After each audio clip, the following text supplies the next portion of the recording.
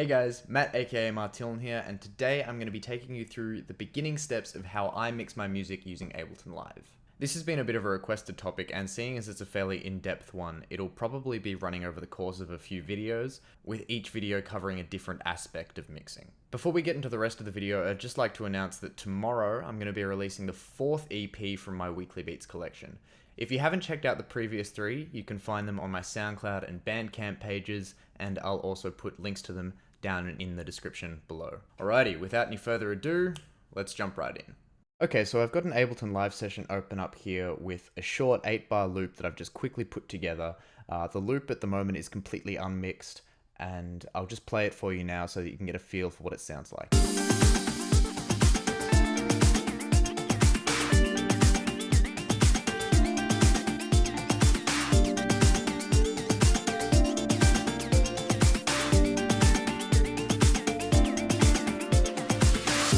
So, as you can hear, it is completely unmixed and it could sound a lot better. So the first thing I want to talk about right now, quickly, before we get into any of the mixing side, is organization. To me, organization is one of the most important aspects of mixing before you even start to muck with any faders or effects or anything. So as you can see, I've organized my session here very quickly. This is how I organize all my sessions. I've got a bit of a color coding system and a hierarchical system as well. I always have a kick. If I have a kick channel, dedicated kick channel, I'll have it colored in orange. That'll always be the top because for me, I like the kick to be one of the things that is most prominent in the mix. Then I've got all my drums from here to here in red.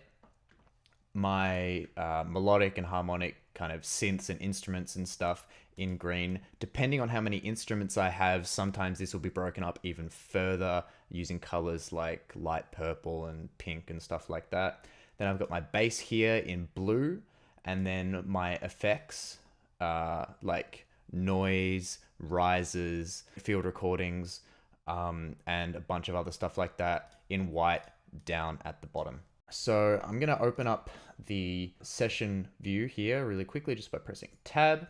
And as you can see, I've already brought down all of the faders for each of the channels to -10. And what this is going to do is just to stop it from clipping.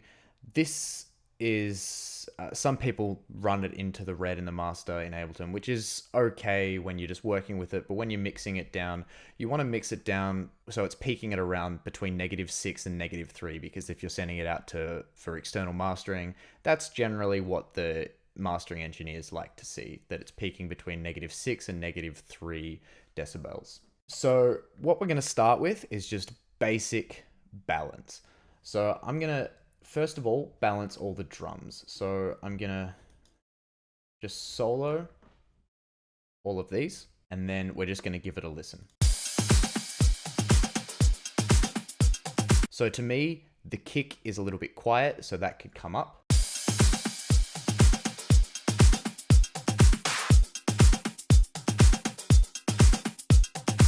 And I also can hear that everything is quite central. So what I'm gonna do is start with a bit of panning of these hi-hat, shaker, and percussion loops.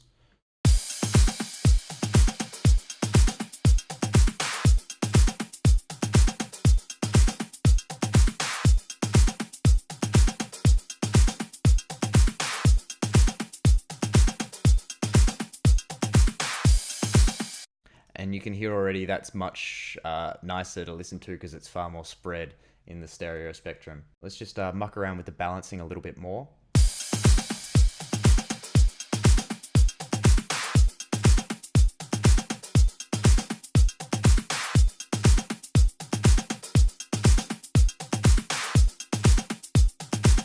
To me, those drums sound pretty nice at the moment. Maybe the kick drum could come up a little bit more, but that's probably more often than not a bit of a personal preference thing. And now let's have a listen to the drums along with the bass line as well.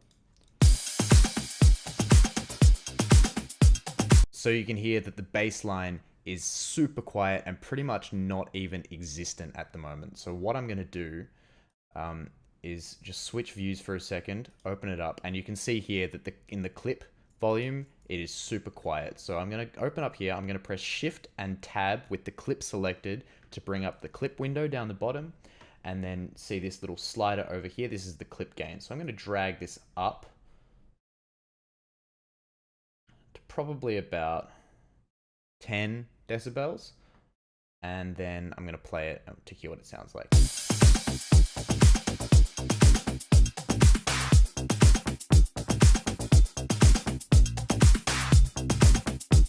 Cool, so now we can really hear what it sounded like. And you can see that over here in my master, starting to go up a little bit closer to 0. So what I'm gonna do is grab everything again and just bring it down even more. Perfect. So I feel like the bass could still come up a little bit.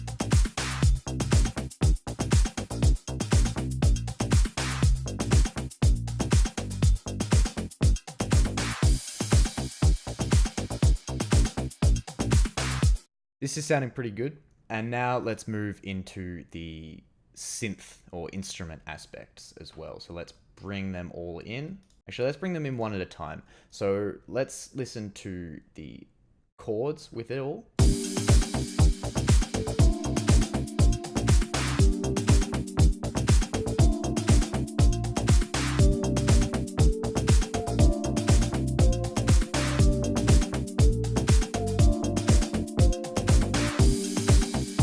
To me, that's a pretty good level, just sitting there at around -12 decibels. Now I'm going to bring in the ARP.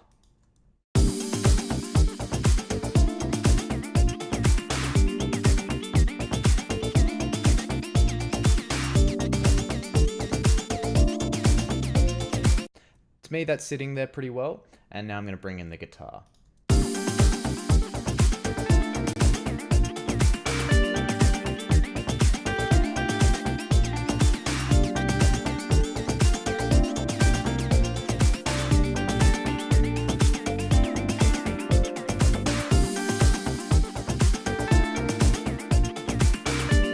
So what I kind of want to do here is give it a bit more width. So what I'm going to do is with this ARP and this guitar, I'm going to pan the ARP a little bit to the left. I'm going to pan the guitar a little bit to the right. Now the guitar is kind of, in my mind, the main focus of this little loop here. It's the melodic aspect. So we want that to be pretty forefront and quite audible in the mix. So I'm going to play this.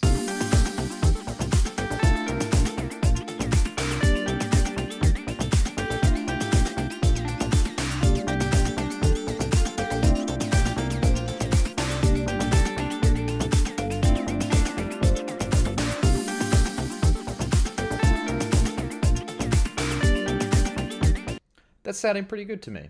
So now let's bring in the last two little things. So I'm just going to unsolo everything. So we're going to play it just from here where these two little samples come in. So to me, they're quite loud. So I'm going to go back in here and just bring them both down actually a little bit.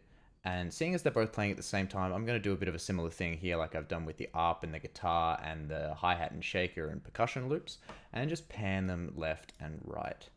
Just a little bit.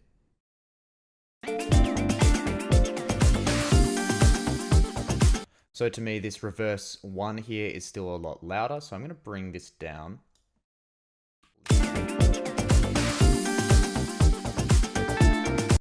That's pretty nice. Just a little bit too much. And now you can kind of hear that they're a bit more balanced. If I just solo these two and look at the master really quickly.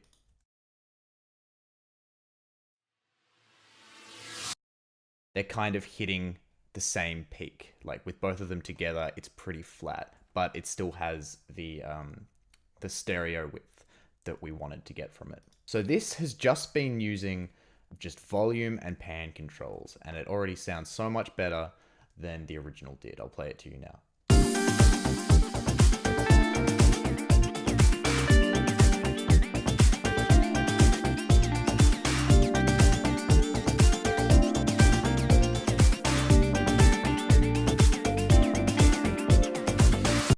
don't want this video to go on for too long, so one thing I'm going to do really quickly right now, just as a bit of a creative mixing decision as well as a bit of a spatial kind of mixing decision. In this kind of music, often a lot of things are sidechained, and you'll hear that right at the start here as well, hitting with the kick. I think it's either in the hi-hat loop or in the shaker loop. There's another really hard-hitting transient that's coming through, and I want to kind of get rid of that, and at the same time we're gonna give the bass line a bit of bounce and a bit of groove. So I'll play it for you so you can listen. So what I'm gonna do is go into this hi-hat loop. I'm gonna go into my audio effects, double click on compressor, open up this little sidechain part here by clicking this little toggle button, click on sidechain, grab the audio input from the kick, and then I'm going to drag the ratio all the way up to infinity. And then I'm just going to also click on this little EQ part here.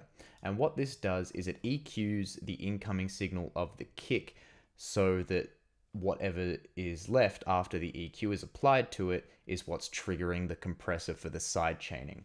And this is useful because what it does is create a shorter transient to work with rather than having the entire signal of the kick. And now some people like to create their own sidechain trigger just by using a little click sample, or like how I created the gate trigger in one of my previous videos. I'll link that in the description so you can go and check it out.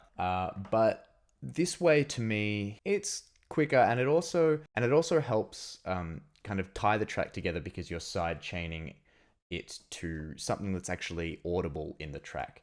So I'm just going to play this hi-hat loop and drag this threshold down at the same time.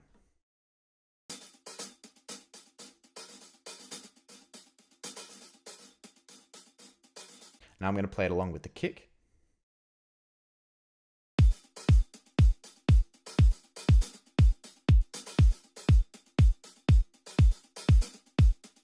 Cool.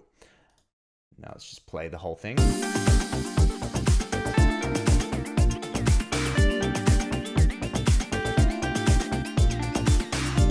I'm just going to bring the kick up in volume a little bit.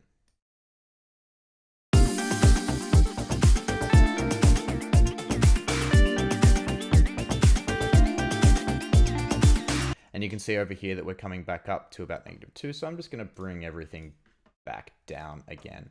And this really doesn't matter because you can always adjust your own volume output level from your computer or your audio interface, whatever you're using. So let's go back into here. Much better. So I'm going to play the shaker loop as well. And I'm going to just copy this compressor and paste it onto this shaker as well. And then last but not least, onto the bass line. So I'm going to solo the bass line along with the kick. And I'm going to drag the threshold down a little bit more.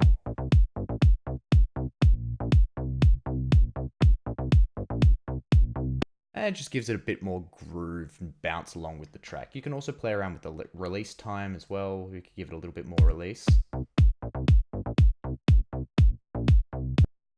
And I'll play it with the rest of the track.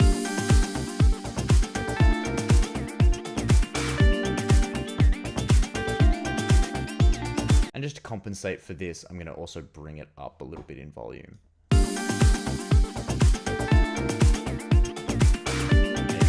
Threshold a bit.